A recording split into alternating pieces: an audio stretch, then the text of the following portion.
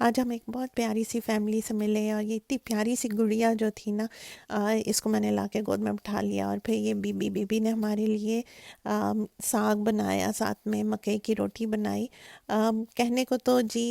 یہ دو ملکوں کے مختلف لوگ ہیں، مختلف مذہب سے، لیکن اتنا پیار ان کے لیے، ان کے پاس پاکستان کے لیے، پاکستان سے ہو کے آئے ہوئے تھے، اور کہتے ہیں کہ ہمیں ادھر پاکستانیوں نے اتنا پیار دیا، اتنے خوش تھے اور کہہ رہے تھے کہ میں تو بس لاہور میں، مجھے بہت اچھا لگتا ہے، میرا بس نہیں چلتا کہ میں لاہور میں ہی رہ جاؤں، اتنا اچھا وہ۔ اور یہ بی بی نے ہمیں اتنے اچھے مکئی کی یہ روٹیاں کھلائی ہیں اور ساگ بنایا ہے۔ کتنی دیر بیچارے نے کھڑے ہو کے ساگ کے لیے ساگ بنایا، اور ساتھ میں روٹیاں، اور ساتھ میں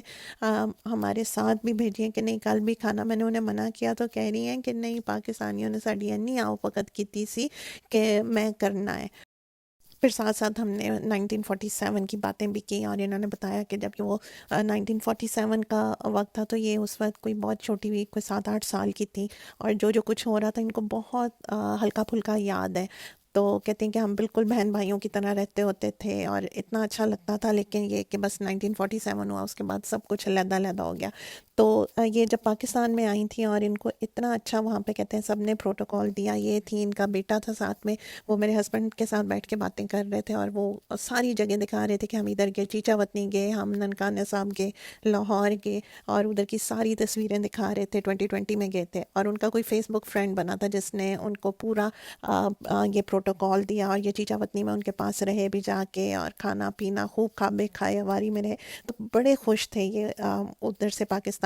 سے ہو کے آنے کے بعد۔ تو اب وہ بتا رہی تھی، پھر انہوں نے ہمارے لیے یہ جو ساگ بنایا تھا، یہ ساگ بھی گھر کا بنا ہوا ساگ ہے، مطلب گھر کا اگا ہوا ساگ۔ تو یہ بی بی کی جو بہو ہیں وہ لگاتی ہیں، انہوں نے اپنے گھر کے بیک یارڈ میں لگایا ہوا ہے، تو یہ وہ بنایا ہوا تھا۔ تو میں ان سے نا مکئی کی روٹی ہاتھ سے پکانا سیکھ رہی تھی۔ میں ویسے تو بنا لیتی ہوں لیکن میں ہاتھ سے نہیں بنا سکتی، اور مجھے خشکا وغیرہ اور گھی بہت لگانا پڑتا ہے، لیکن یہ بغیر گھی کے اور بغیر خشکے کے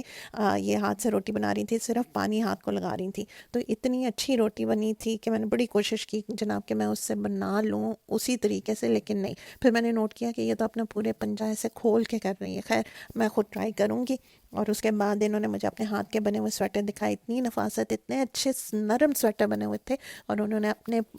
بچوں کے بچوں، پوتوں کے، اپنے پوتوں